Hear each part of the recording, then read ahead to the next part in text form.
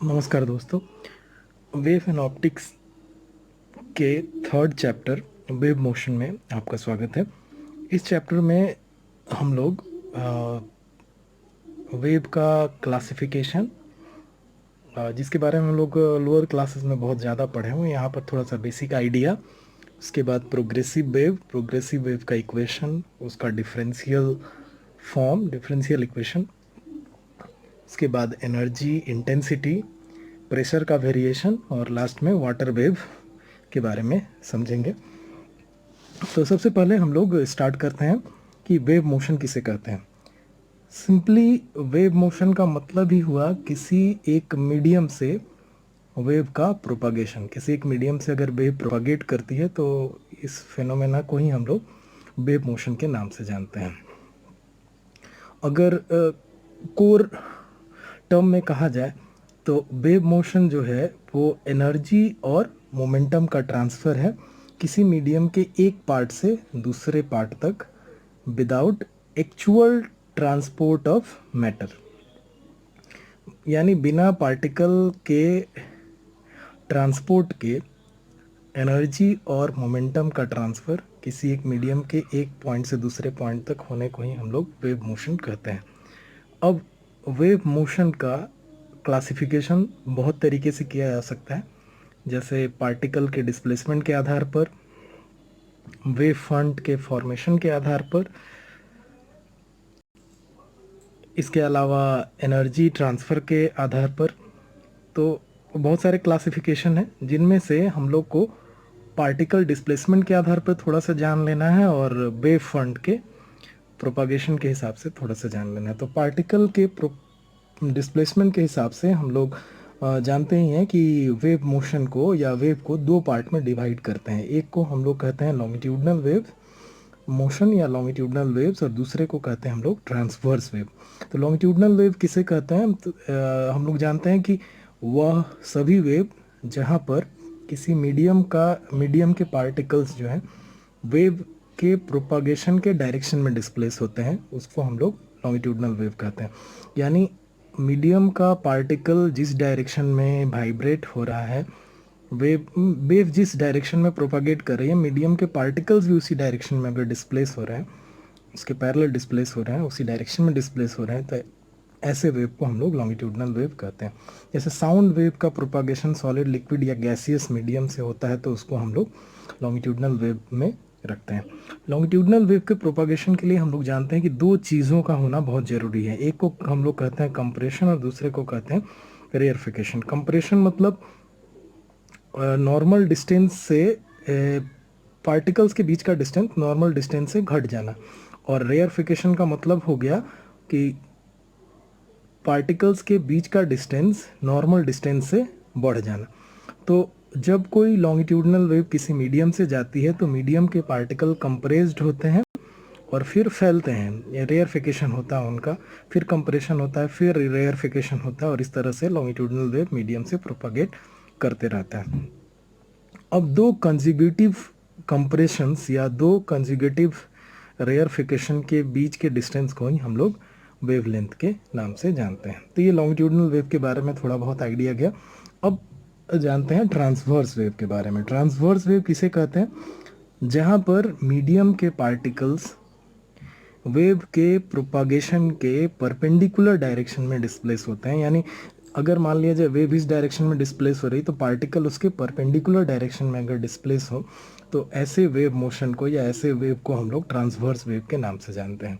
जैसे किसी भी एक स्ट्रिंग को अगर वाइब्रेट कर दिया जाए तो उससे जो वेव प्रोपागेट होती है वो ट्रांसवर्स वेव होती है। कोई भी एक रबड़ का बैंड अगर लेकर हम लोग इलोंगेट कर दिया जाए और उसको वाइब्रेट किया जाए, तो जो वेव उससे पास करेगी उसको हम लोग ट्रांसवर्स वेव के नाम से जानते हैं। तो यहाँ एक छोटा सा ड्राइंग एक दिया हुआ है ट्रांसवर्स वेव के प्रोपागेशन का। तो ये वेव का प्रोपागेशन इस डायरेक्शन में दिखाया गया है, मीडियम के पार्टिकल के डिस्प्लेसमेंट को इस डायरेक्शन में दिखाया गया। तो देख रहे हैं कि मीडियम के पार्टिकल वेव के प्रोपागेशन के कारण मीडियम के पार्टिकल कभी जीरो पोजीशन पर रहते हैं, फिर डिस्प्लेसमेंट उनका बढ़ते जाता है, फिर घटते जाता है। तो जहाँ पर मैक्सिमम होता है उसको हम लोग उस डिस्टेंस को हम लोग एम्पलीट्यूड कहते हैं। और उसको हम लोग क्रेस्ट के नाम से भी जानते हैं। और इसी तरह से धीरे धीरे नीचे की तरफ आने पर घटते भी चला जाता है, और जहाँ पर सबसे इधर लोअर डायरेक्शन में, नेगेटिव डायरेक्शन में मैक्सिमम जो एम्पलीट्यूड होता है उसको हम लोग ट्रॉ के नाम से जानते हैं। तो इस तरह से क्रेस्ट और ट्रॉ का फॉर्मेशन होते रहता है और ट्रांसवर्स वेव मीडियम से प्रोपागेट करते रहती है। और जैसे उधर कंप्रेशन, दो कंसेक्यूटिव कंप्रेशन के बीच के डिस्टेंस को वेवलेंथ कहते हैं, यहाँ पर दो कंसेक्यूटिव क्रेस्ट या दो कंसेक्यूटिव ट्रॉ के बीच के डिस्टेंस को हम लोग वेवलेंथ लैम्डा से हम लोग डिनोट करते हैं। ठीक है, या सिंपल भाषा में हम एक और बात कह सकते हैं कि एक कंप्लीट वेव को बनने में, एक कंप्लीट वेव मतलब ये मान लीजिए यहाँ जीरो से स्टार्ट किया, फिर ये पॉजिटिव गया, फिर यहाँ पर नेगेटिव गया, फिर यहाँ पर ज़ीरो हो गया, तो इसको हम लोग एक कंप्लीट वेव के नाम से जानेंगे। तो एक कंप्लीट वेव यूनिट टाइम के अंदर जितना डिस्टेंस कवर करता है उसको हम लोग वेवलेंथ कह सकते हैं। ठीक ना, यूनिट टाइम के अंदर जितना डिस्टेंस ये कवर हुआ इसको हम लोग वेवलेंथ के नाम से बुलाएंगे। तो ये ट्रांसवर्स वेव का कुछ आइडिया गया। तो ये लॉन्गिट्यूडनल और ट्रांसवर्स वेव हो गया मीडियम के पार्टिकल्स के डिस्प्लेसमेंट के आधार पर, यानी वेव के डायरेक्शन में पार्टिकल का डिस्प्लेसमेंट हो तो वो लॉन्गिट्यूडनल, और वेव के डायरेक्शन के परपेंडिकुलर अगर पार्टिकल का डिस्प्लेसमेंट हो तो वो ट्रांसवर्स वेव्स कहलाती हैं। अब नेक्स्ट है हम लोग का सिलेबस का फर्स्ट ही पार्ट है plane wave and spherical wave. तो प्लेन और स्फेरिकल वेव को हम लोग को जानने के लिए थोड़ा सा फिजिकल ऑप्टिक्स जानना होगा। फिजिकल ऑप्टिक्स में हम लोग पढ़े हैं, हाइगेंस प्रिंसिपल था कि प्रत्येक पॉइंट सोर्स जो है स्फेरिकल वेव फ्रंट जनरेट करता है। तो इसी तरह से अगर कोई एक पॉइंट सोर्स जो है एक आइसोट्रॉपिक होमोजीनियस मीडियम में रखा हुआ है तो वो क्या करेगा, स्फेरिकल वेव फ्रंट जनरेट करेगा, और जो वेव ये स्फेरिकल वेव फ्रंट्स को लेकर आगे की तरफ मूव करती है उन्हीं को हम लोग स्फेरिकल वेव के नाम से जानते हैं। अब इसी तरह से हम लोग जानते हैं कि कोई भी एक स्फीयर का एक छोटा सा पोर्शन बहुत ज़्यादा डिस्टेंस पर अगर हम लोग स्टडी करें तो वो प्लेन मिलता है, यानी कोई स्फेरिकल वेव पैटर्न जो है वो बहुत ज़्यादा डिस्टेंस पर जाकर प्लेन में धीरे धीरे कन्वर्ट होने लगता है। तो ऐसा वेव जो वो प्लेन वेव फ्रंट को लेकर मूव कर रहा है, इसका वेव फ्रंट प्लेन है, ऐसे वेव को हम लोग प्लेन वेव के नाम से जानते हैं। जैसे यहाँ पर ड्राइंग में दिया गया है कि पॉइंट सोर्स से हम लोग का स्फेरिकल वेव फ्रंट तैयार होता है और यही धीरे धीरे डिस्टेंस में जाकर हम लोग का प्लेन वेव फ्रंट में कन्वर्ट हो जाता है, यानी ये प्लेन वेव में कन्वर्ट हो जाता है। तो ये हम लोग का प्लेन वेव फ्रंट और स्फेरिकल वेव फ्रंट का थोड़ा बहुत आइडिया हम लोग को लेना था, तो ये आइडिया गया। अब आते हैं हम लोग मेन टॉपिक में। पहला है हम लोग का प्रोग्रेसिव वेव। प्रोग्रेसिव वेव किसे कहा जाता है, नाम से ही पता चल रहा है प्रोग्रेस करने वाला वेव। लेकिन कैसे प्रोग्रेस करेगा, ऐसा वेव जो एक definite amplitude, definite velocity, definite time period, definite frequency, यानी जो भी बाउंड्री कंडीशंस हैं उस वेव के, वो बिना चेंज हुए एक डेफिनेट डायरेक्शन में, एक ही डायरेक्शन में प्रोपागेट करता रहे, तो ऐसे वेव को हम लोग प्रोग्रेसिव वेव कहते हैं। यानी वह वेव जो एक डेफिनेट एम्पलीट्यूड, वेलोसिटी और दूसरे सब पैरामीटर्स को कांस्टेंट पकड़ कर एक डेफिनेट डायरेक्शन में मूव करता रहे, उसे हम लोग प्रोग्रेसिव वेव कहते हैं। प्रोग्रेसिव वेव के बहुत सारे कैरेक्टर्स हैं जो हम लोग आराम से इस वीडियो के साथ मैं एक नोट लिंक कर दूंगा, उसमें आप लोग को मिल जाएगा। लेकिन सबसे इम्पॉर्टेंट बात यह है कि प्रोग्रेसिव वेव किसी मीडियम के पार्टिकल्स के रेगुलर एंड पीरियोडिक वाइब्रेशन से जनरेट होते हैं, और दूसरी बात यह है कि प्रोग्रेसिव वेव एकदम कांस्टेंट एम्पलीट्यूड वाले सिंपल हार्मोनिक वेव जैसे होते हैं। यानी सिंपल हार्मोनिक वेव जो नेचर शो करेंगे, प्रोग्रेसिव वेव भी वही नेचर शो करेंगे। यहाँ पर एक ड्राइंग में हम लोग देखते हैं कोई कैसे प्रोग्रेसिव वेव का इक्वेशन हम लोग मैथमेटिकल फॉर्म कैसे डराइव करेंगे। तो उसके लिए एक ड्राइंग यहाँ पर दिया हुआ है जहाँ पर प्रोग्रेसिव वेव के प्रोपागेशन को दिखाया गया। वो पॉइंट से पकड़ लिया कोई एक वेव जनरेट हो रहा है, इधर हम लोग टाइम एक्सिस दिखाया गया है और इधर पार्टिकल के डिस्प्लेसमेंट को दिखाया गया। ठीक है, पी यहाँ पर कोई एक पॉइंट यहाँ पर लिया गया है, पी एक डिस्टेंस लिया गया, पी पॉइंट पर कोई एक पार्टिकल पकड़ा गया है जिसका हम लोग इक्वेशन निकाल रहे हैं और पार्टिकल का डिस्प्लेसमेंट का इक्वेशन निकाल रहे हैं। ठीक है, तो ये सिंपल हार्मोनिक मोशन है, एम्पलीट्यूड इसका ए पकड़ लेते हैं। सिंपल हार्मोनिक मोशन है, यानी पी पॉइंट का, पी पार्टिकल का या पी पॉइंट का हम लोग डिस्प्लेसमेंट इक्वेशन लिख सकते हैं y equals to a sine omega t minus phi. ठीक है, ए एम्पलीट्यूड है, ओमेगा एंगुलर फ्रिक्वेंसी और फाई जो हम लोग का फेज डिफरेंस या फेज है।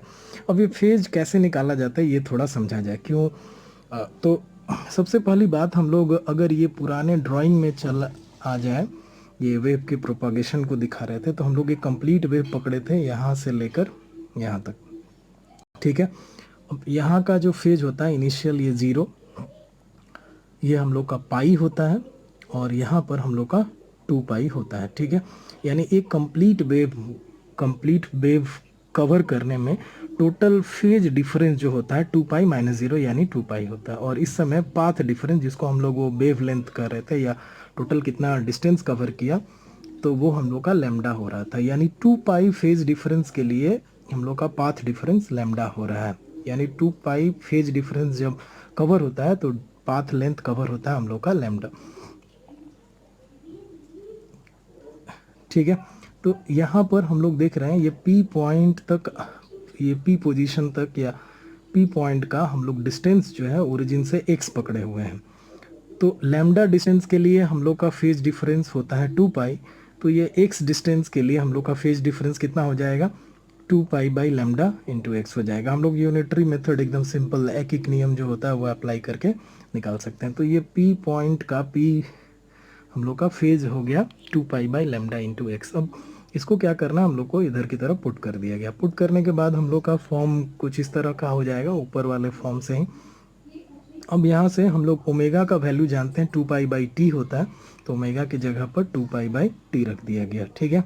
टी जो है हम लोग का टाइम पीरियड हो गया। अब ये भी एक इक्वेशन हम लोग का ये यूज़ कर सकते हैं, या फिर इसको और सिंप्लीफाई कर सकते हैं। हम लोग यहाँ से क्या करेंगे, इन दोनों में से 2 पाई बाई लैम्डा कॉमन ले लेंगे। तो देखा जाए फर्स्ट वाले टर्म में तो लैम्डा नहीं है, तो एक लैम्डा हम लोग को इंक्लूड करना पड़ेगा। लैम्डा चला आया, यहाँ से 2 पाई बाई लैम्डा कॉमन ले लेंगे तो एक्स हो जाएगा। तो अब हम लोग के पास बच गया ये वाला फॉर्म 2 पाई बाई लैम्डा, और लैम्डा बाई टी, लैम्डा हम लोग का था वेव लेंथ यानी डिस्टेंस, और टी था हम लोग का टाइम पीरियड। तो हम लोग जानते हैं डिस्टेंस बाई टाइम को हम लोग वेलोसिटी के नाम से जानते हैं। तो यहाँ पर वेव लेंथ और वेव का टाइम पीरियड, तो wave length by time period जो हुआ उसको हम लोग वेव वेलोसिटी के नाम से जानते हैं। इसको हम लोग v से डिनोट कर दिया। यानी हम लोग का फाइनल फॉर्म हो गया y equals to a sine 2 pi by lambda v t minus x. तो ये हम लोग का प्रोग्रेसिव वेव का मैथमेटिकल फॉर्म आ गया। और एक बात याद रखेंगे, ये जो प्रोग्रेसिव वेव था वो पॉजिटिव एक्स एक्सिस की तरफ जा रहा था, इसी कारण हम लोग का ये फेज जो पकड़ा गया वो नेगेटिव पकड़ा गया, ठीक ना। अगर नेगेटिव एक्स एक्सिस की तरफ यानी इस डायरेक्शन में प्रोपागेशन होता तो ये फेज हम लोग का पॉजिटिव होता, ठीक है। तो ये इक्वेशन हो गया हम लोग का equation of a progressive wave travelling along positive x axis. Generally progressive wave का इक्वेशन कहते हैं, लेकिन एक्चुअली ये है पार्टिकल का डिस्प्लेसमेंट। पार्टिकल y जो है उसका वैल्यू हो गया y equals to a sine 2 pi by lambda v t minus x, okay. इस इक्वेशन को हम लोग फंक्शन के फॉर्म में भी लिख सकते हैं, और ये हम लोग साई के फॉर्म में लिखते हैं, psi function of x t equals to function of c t minus x. यहाँ पर हम लोग का जो वेव वेलोसिटी था v से जिसको डिनोट किए थे, इसको हम लोग c से डिनोट करते हैं, ठीक है। और इसका जो प्रॉपर्टी है सब इधर वाले वेव के प्रॉपर्टी से, ऊपर वाले इक्वेशन से सब मिलता जुलता है। अब नेक्स्ट बढ़ते हैं हम लोग differential equation of progressive wave पर। तो हम लोग देखा गया कि मैथमेटिकल फॉर्म जो हम लोग का प्रोग्रेसिव वेव का आया वो था y equals to a sine 2 pi by lambda v t minus x था। अब क्या करते हैं हम लोग, नॉर्मल डिफरेंशिएशन अगर जानते हैं तो आराम से यहाँ से सॉल्व कर सकते हैं। सबसे पहले x के रिस्पेक्ट में करते हैं, और फर्स्ट डेरिवेटिव करते हैं, फिर सेकंड डेरिवेटिव करते हैं, ठीक है। तो x के रिस्पेक्ट में करेंगे तो x के साथ यहाँ पर पूरा अगर पहले इसको मल्टीप्लाई कर देंगे अंदर, उसके बाद डिफरेंशिएशन करेंगे तो सुविधा रहेगी समझने में भी हम लोग को। तो x के साथ माइनस है तो माइनस चला आएगा सामने, यहाँ माइनस सामने चला आया। उसके बाद 2 पाई बाई लैम्डा बाहर चला आएगा, और a तो रह जाएगा, साइन का कॉस हो जाएगा, बाकी सब उतर गया। इसी तरह से अगर हम लोग इसका फिर सेकेंड डेरिवेटिव किया जाए तो क्या होगा, यहाँ पर भी 2 पाई बाई लैम्डा जो है एक और अंदर से बाहर की तरफ आएगा तो स्क्वायर हो जाएगा, ए का जैसे का तैसे रह गया, कॉस का हम लोग का साइन माइनस साइन हो जाएगा। तो ये सबसे पहली बात, यहाँ पर एक माइनस और ये माइनस एक इसके लिए आएगा, एक कॉस के लिए आएगा, दोनों माइनस माइनस प्लस हो जाएंगे। और फिर ये माइनस जो है वो माइनस ही रह जाए, मतलब कि अल्टीमेट हम लोग का माइनस ही यहाँ पर रहेगा। तो ये एक्स के रिस्पेक्ट में हम लोग का सेकंड डेरिवेटिव निकला। इसी तरह से अब हम लोग टाइम के रिस्पेक्ट में भी निकाल लेंगे। तो टाइम के रिस्पेक्ट में यहाँ पर हम लोग का देख रहे हैं टाइम के साथ भी है, तो 2π/λ भी हर एक बार बाहर की तरफ आएगा। तो यहाँ पर हम लोग 2π/λ भी एक आया। फिर दूसरी बार जब सेकंड डेरिवेटिव करेंगे तो 2π/λ भी का स्क्वायर, मतलब दोनों टर्म का स्क्वायर हो जाएगा। कॉस का फिर हम लोग का साइन हो जाएगा, यहाँ पर माइनस टर्म हम लोग का रह जाएगा। ठीक है, अब क्या करते हैं हम लोग, ये जो इक्वेशन 3 आया, जो टाइम के रिस्पेक्ट में सेकंड डेरिवेटिव निकालकर और जो पोजीशन के रिस्पेक्ट में सेकंड डेरिवेटिव निकालकर, इन दोनों को हम लोग डिवाइड कर लेते हैं। तो डिवाइड करेंगे तो देखेंगे ये वाला पूरा टर्म और इधर वाला पूरा टर्म सेम है, केवल इसमें एक्स्ट्रा हम लोग का भी स्क्वायर है, तो ये भी स्क्वायर बच जाएगा हम लोग के पास। तो यानी अब हम लोग के पास ये टाइम के रिस्पेक्ट में सेकंड डेरिवेटिव और पोजीशन के रिस्पेक्ट में जो सेकंड डेरिवेटिव है पार्टिकल के डिस्प्लेसमेंट का, उसका रेशियो जो है हम लोग का भी स्क्वायर के बराबर यानी वेव वेलोसिटी के इक्वल हो जा रहा है। तो यानी ये equals to d2y dt square equal to हो जाएगा भी स्क्वायर d2y dx स्क्वायर। यही हम लोग का प्रोग्रेसिव वेव का डिफरेंशियल इक्वेशन हो गया। तो ये सिंपल इक्वेशन है, यानी फर्स्ट हम लोग को टाइम के रिस्पेक्ट में सेकंड डेरिवेटिव निकालना है, पोजीशन के रिस्पेक्ट में सेकंड डेरिवेटिव निकालना है, फिर दोनों को डिवाइड कर देना है। डिवाइड कर देने पर ही जो फाइनल फॉर्म आ जाएगा वही हम लोग का डिफरेंशियल इक्वेशन हो जाएगा। अब नेक्स्ट हम लोग देखते हैं पार्टिकल वेलोसिटी और वेव वेलोसिटी के बारे में जानते हैं। पार्टिकल वेलोसिटी क्या कहलाता है और वेव वेलोसिटी क्या। सिंपल सी बात है, कोई भी वेव एक मीडियम से जिस वेलोसिटी को लेकर प्रोपागेट करता है उसको हम लोग वेव वेलोसिटी के नाम से जानते हैं। ठीक है, और वेव के प्रोपागेशन के कारण मीडियम के पार्टिकल जिस वेलोसिटी को एक्वायर करते हैं, वेव के प्रोपागेशन के कारण मीडियम के पार्टिकल जिस वेलोसिटी को एक्वायर करते हैं उसको हम लोग पार्टिकल वेलोसिटी के नाम से जानते हैं। यानी अगर हम लोग एक वेव को इस तरह से दिखाया जाए, ये ड्राइंग में जैसे दिखाया गया, तो ये हो गया हम लोग का वेव का प्रोपागेशन। तो वेव वेलोसिटी इस डायरेक्शन में होगा, और ये पार्टिकल के डिस्प्लेसमेंट को दिखाते हैं, यानी पार्टिकल वेलोसिटी इस डायरेक्शन में होगा। यानी सिंपल एक ट्रांसवर्स वेव के लिए वेव वेलोसिटी पार्टिकल वेलोसिटी एक दूसरे के परपेंडिकुलर हम लोग पकड़ सकते हैं। ठीक है, अब दोनों में हम लोग रिलेशन देखते हैं कि कैसे एक प्रोग्रेसिव वेव का पार्टिकल वेलोसिटी और वेव वेलोसिटी रिलेटेड है। ये भी आसान है एकदम, हम लोग देखा गया। ये वाला फॉर्म हम लोग यूज़ कर रहे हैं, क्यों यूज़ कर रहे हैं, कैसे यूज़ कर रहे हैं, ये भी थोड़ा समझ लिया जाए। प्रोग्रेसिव वेव का इक्वेशन हम लोग फाइनल डेराइव किए थे y equals to a sine, और जो सिंपल जो पहला फॉर्म था उसी से हम लोग बढ़ते हैं आगे की तरफ। पहला फॉर्म हम लोग का जो आया था वो कुछ इस तरह का था, ये वाला form y equals to a sine omega t minus 2π/λ into x. ये 2π/λ जो टर्म है इसको हम लोग k से डिनोट करते हैं और इसको वेव नंबर कहा जाता है। ठीक है, तो यानी फाइनल फॉर्म हो गया y equals to a sine omega t minus k x. अच्छा, ये एक और बात हम लोग दिमाग में बैठा के रखेंगे, ये फॉर्म हम लोग कॉस के फॉर्म में भी लिख सकते हैं। कहीं पर देखिएगा एक्स वाला टर्म पहले और टाइम वाला टर्म बाद में है, तो ये हम लोग अलग अलग लिखने के तरीके हैं। जो तरीका दिया है वो हम लोग यूज़ करके आराम से आगे की तरफ बढ़ सकते हैं। तो हम लोग सबसे पहले ये फॉर्म हम लोग को पता चल गया कैसे है। अब इसको क्या करेंगे, फर्स्ट पोजीशन के रिस्पेक्ट में डिफ्रेंसिएशन कर लेंगे, इजी एकदम सिंपल हो जाएगा। और तो यहाँ से माइनस ए के cos omega t minus k x चला है। फिर इसी का टाइम के रिस्पेक्ट में कर लेंगे, तो यहाँ से a omega cos omega t minus k x चला है। अब क्या करेंगे कि दोनों टर्म्स को हम लोग डिवाइड कर देंगे, यानी ये d y by d t और d y by d x दोनों को डिवाइड कर देंगे, तो हम लोग के पास बच जाएगा इधर से ओमेगा और इधर से के विथ नेगेटिव साइन, तो ये माइनस ओमेगा बाई के हो गया। अब ओमेगा बाई के रेशियो को हम लोग वेव वेलोसिटी कहते हैं। कैसे कहते हैं ये भी आसानी से समझ सकते हैं। देखा जाए, ओमेगा का वैल्यू जो होता था हम लोग का था 2πn था ओमेगा का वैल्यू, और के का वैल्यू हम लोग अभी थोड़ा देर पहले पढ़े वो था 2π/λ था। तो यहाँ से 2π कैंसिल हो जाएगा, एन लेमडा हम लोग शुरू से जानते हैं कि n lambda equals to wave velocity होता है, भी से हम लोग डिनोट करते हैं। तो ये हम लोग ओमेगा बाई के को हम लोग भी से डिनोट कर दिया। अब ये d y by d t हम लोग शुरू से ही कर रहे हैं, वाई मतलब पार्टिकल का डिस्प्लेसमेंट, तो d y by d t यानी पार्टिकल का डिस्प्लेसमेंट बाय टाइम यानी पार्टिकल वेलोसिटी। तो ये वाला हम लोग का पार्टिकल वेलोसिटी का टर्म हो गया।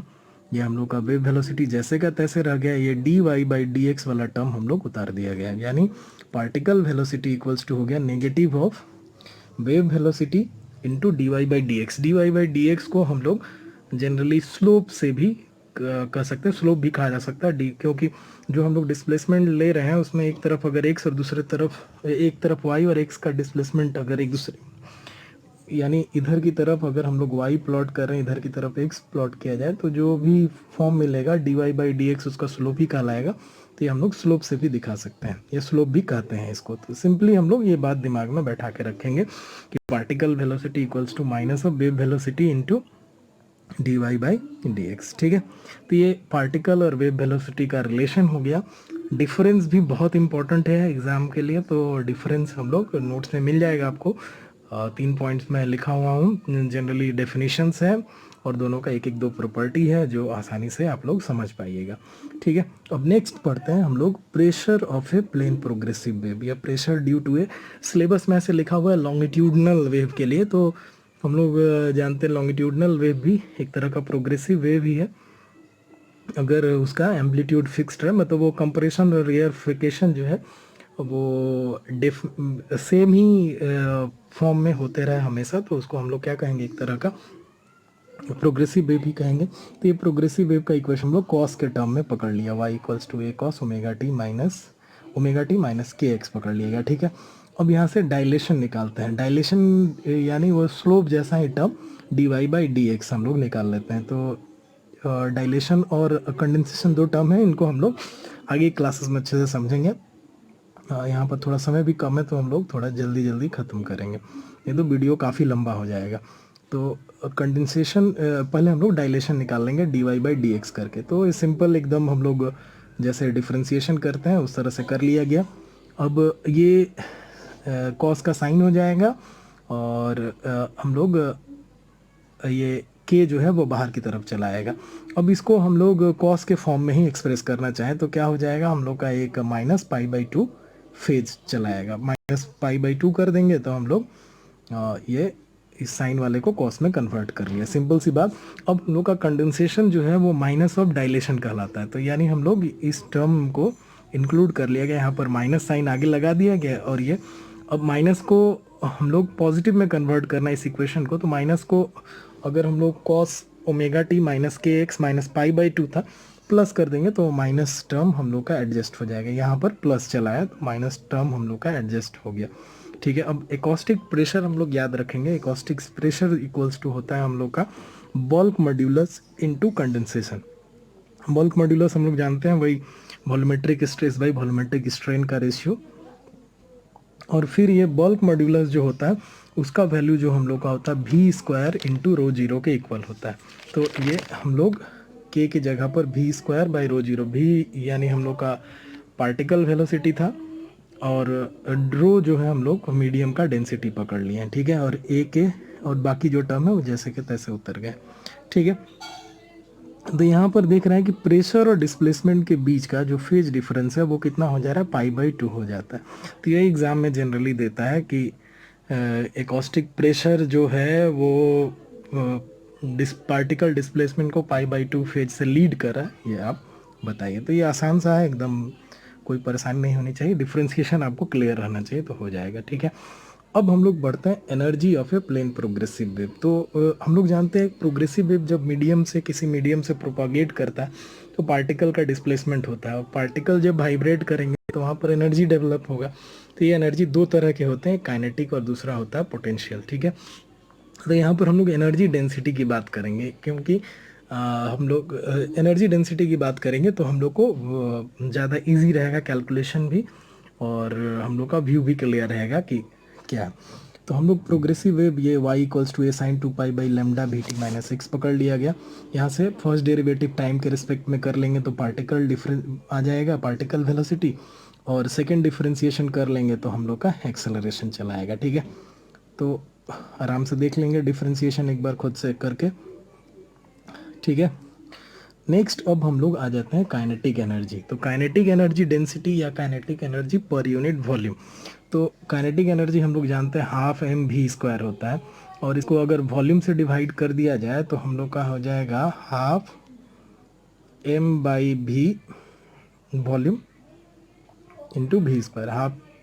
तो मास बाई वॉल्यूम को ही हम लोग क्या कहते हैं, डेंसिटी के नाम से जानते हैं। तो हाफ रो भी स्क्वायर जो हो गया हम लोग का kinetic energy per unit volume हो गया। तो यहाँ पर हम लोग क्या करते हैं, हाफ रो रहने दिया गया और ये भी का स्क्वायर यानी हम लोग का जो ये भी जो पार्टिकल वेलोसिटी था वो पूरा का पूरा इधर की तरफ पुट कर दिया गया। ठीक है, पुट करके बस इसको थोड़ा सा एडजस्ट कर लिया गया, 2 से 2 कैंसिल हो गया, बस जैसे का तैसे रख दिया गया। तो ये kinetic energy per unit volume हो गया। अब आ गया हम लोग का potential energy per unit volume. तो potential energy per unit volume हम लोग कैसे निकालेंगे, अगर मान लिया जाए छोटा सा डिस्प्लेसमेंट डी वाई पकड़ा जाए तो उस डिस्प्लेसमेंट तो उतना डिस्प्लेसमेंट के लिए work done per unit volume जो होगा वही क्या कहलाएगा, हम लोग का potential energy per unit volume कहलाएगा। तो इसको हम लोग लिखते कैसे हैं, वर्क डन हम लोग जानते हैं कि फोर्स इनटू डिस्प्लेसमेंट होता है। तो यहाँ पर अपोजिंग फोर्स पर यूनिट वॉल्यूम इनटू डिस्प्लेसमेंट कर देंगे तो हम लोग का पोटेंशियल एनर्जी चला जाएगा। अपोजिंग फोर्स यानी नेगेटिव में होगा। तो अब फोर्स जानते हैं हम लोग का मास इनटू एक्सेलरेशन होता है, और अगर वॉल्यूम से डिवाइड कर दिया जाए, मास इनटू एक्सेलरेशन हम लोग का फोर्स होता है, वॉल्यूम से डिवाइड कर दिया जाए तो ये डेंसिटी इनटू एक्सेलरेशन हो जाएगा। और अपोजिंग फोर्स है तो इसी कारण हम लोग का नेगेटिव साइन होगा। तो हम लोग यहाँ से इधर वाला टर्म में एक्सेलरेशन का जो वैल्यू आया था वो हम लोग यूज़ करेंगे, ठीक ना। और जो नेगेटिव है ये नेगेटिव और इधर का जो अपोजिंग फोर्स वाला नेगेटिव है दोनों मिलकर हम लोग का पॉजिटिव हो जाएगा। तो ये हो गया हम लोग का पूरा का पूरा work done per unit volume due to displacement d y, जहाँ पर rho d two y d t square जो हो गया हम लोग का फोर्स पर यूनिट वॉल्यूम हो गया, और डी वाई जो हम लोग का डिस्प्लेसमेंट हो गया। अब ये एक्सेलरेशन का जो वैल्यू था हम लोग उधर से पुट कर दिया गया, एक्सेलरेशन का वैल्यू पूरा पुट कर दिया। ये नेगेटिव साइन इसलिए हटा दिया गया क्योंकि अपोजिंग फोर्स था और एक्सेलरेशन भी हम लोग का नेगेटिव था, दोनों पॉजिटिव हो जाएगा। ये पूरा का वैल्यू इधर रख दिया गया और इसको भी हम लोग सिंप्लीफाई कर लिया गया। तो सिंपल सी बात हो गई ये। अब हम लोग का ये तो small increase in potential energy था, टोटल पोटेंशियल एनर्जी निकालना है तो हम लोग वो पूरे टर्म को, जो इधर वाला जो टर्म जो हम लोग का फाइनल फॉर्म जो है, अच्छा ये एक बात याद रखेंगे, ए साइन ये पूरा वाला टर्म को हम लोग वाई से रिप्लेस कर दिया, वाई इक्वल्स टू इतना था। तो कैलकुलेशन हम लोग का सिंपल हो गया। अब इसका हम लोग डिफरेंस इंटीग्रेशन कर लेते हैं 0 से y के रेस्पेक्ट में। तो कंप्लीट डिस्प्लेसमेंट वहाँ पर डी वाई छोटा डिस्प्लेसमेंट के लिए पकड़े थे, यहाँ पर कंप्लीट डिस्प्लेसमेंट 0 से y तक करते हैं। तो वाई स्क्वायर बाई 2 हो जाएगा, y का वैल्यू हम लोग रिप्लेस कर देंगे, इसको सिंप्लीफाई कर लेंगे। अब दोनों जो हम लोग का potential energy kinetic energy per unit volume जो आ गया वो, और साथ में जो इधर की तरफ potential energy per unit volume आ गया, वो देखेंगे दोनों टर्म एक जैसे ही हैं, केवल इसमें कॉस है और इसमें हम लोग का साइन है, साइन स्क्वायर है उधर कॉस स्क्वायर। तो दोनों को ऐड करेंगे तो साइन स्क्वायर कॉस स्क्वायर 1 हो जाएंगे, और बाकी जो टर्म है वो जैसे हैं वैसे उतर जाएंगे हम लोग के। तो ये हो गया वो जो फाइनल फॉर्म था वो। अब भी इक्वल्स टू हम लोग जानते हैं कि एन लैम्डा होता है, यानी wave velocity equals to frequency into wavelength होता है। तो ये अगर टर्म भी को हम लोग रिप्लेस कर दिया जाए भी और एन के टर्म में, तो लैम्डा स्क्वायर कैंसिल हो जाएगा और केवल एन स्क्वायर रह जाएगा। अब ये वाला टर्म पर ध्यान दें तो फ्रीक्वेंसी भी कांस्टेंट है, एम्पलीट्यूड भी कांस्टेंट है, डेंसिटी भी कांस्टेंट है, तो यानी टोटल एनर्जी ऑलवेज कांस्टेंट रहता है किसी भी प्रोग्रेसिव वेव का। तो ये याद रखेंगे, ये बहुत इंपॉर्टेंट है एग्जाम के लिए। अब नेक्स्ट बात तो हम लोग देखते हैं इंटेंसिटी ऑफ प्रोग्रेसिव वेव, या इंटेंसिटी ऑफ वेव कैसे कैलकुलेट करेंगे या कैसे डिटरमाइन करेंगे। तो इंटेंसिटी का सिंपल मीनिंग होता है क्या कि अगर किसी एक प्लेन से वेव बाहर की तरफ निकल रहा हो तो उस प्लेन के यूनिट्स एरिया से पर यूनिट टाइम में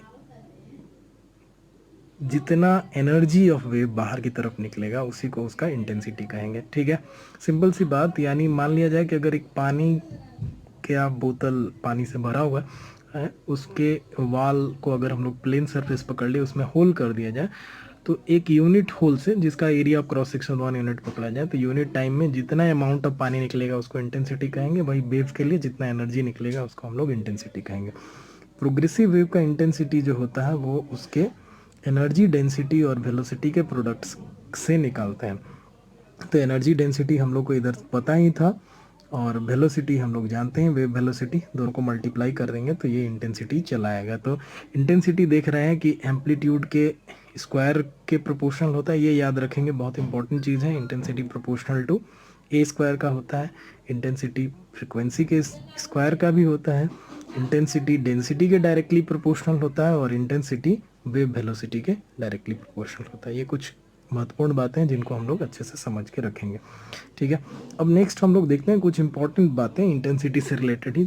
एक है weber Fechner law. Weber Fechner law, weber ने लाउडनेस और इंटेंसिटी को अलग अलग डिफाइन किया, और उसने बोला कि चेंज इन जो लाउडनेस होता है किसी वेव का, लाउडनेस का जो डिफरेंस होता है, लाउडनेस का जो अंतर होता है, लाउडनेस का इंक्रीमेंट या डिक्रीमेंट होता है, वो directly proportional to increase of intensity by intensity का होता है, ठीक ना। लाउडनेस का change directly proportional to d I by I होता है, d I change in intensity by intensity.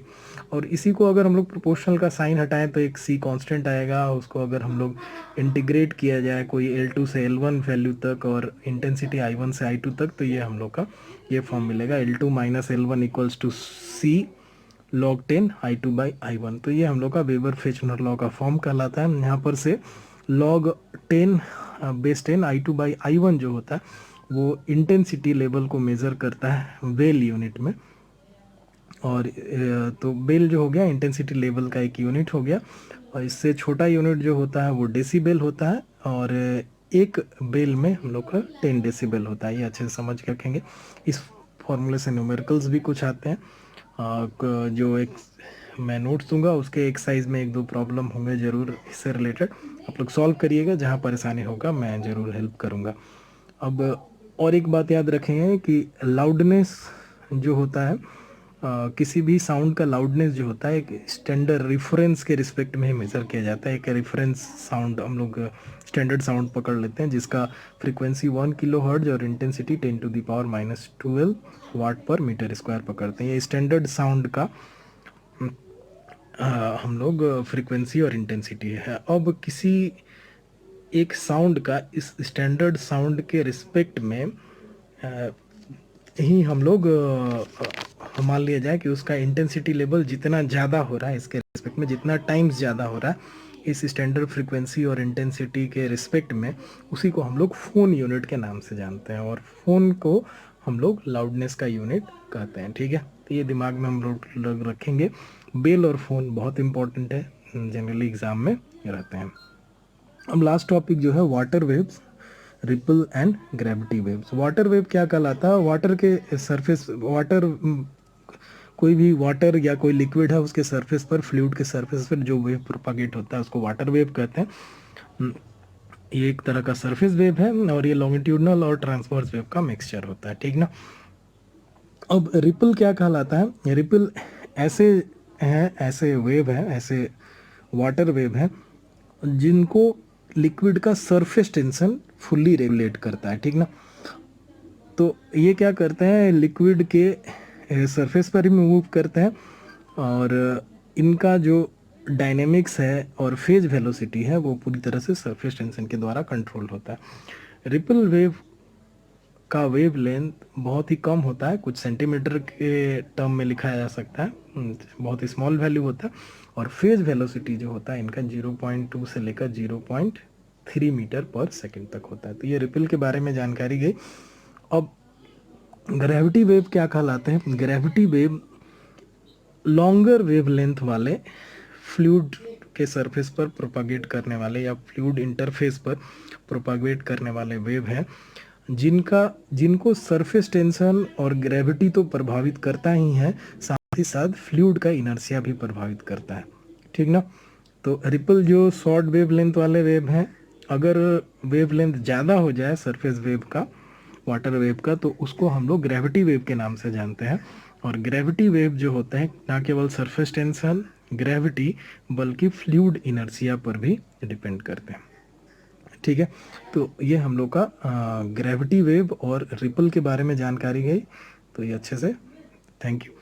इसके साथ ही मैं नोट्स इंक्लूड कर दूंगा, आप लोग नोट्स को डाउनलोड कर लीजिएगा, वहाँ पर कुछ क्वेश्चंस दिए हुए हैं, उनको आप लोग सॉल्व करिएगा, जहाँ परेशानी होगी मैं ज़रूर हेल्प करूँगा। Thank you.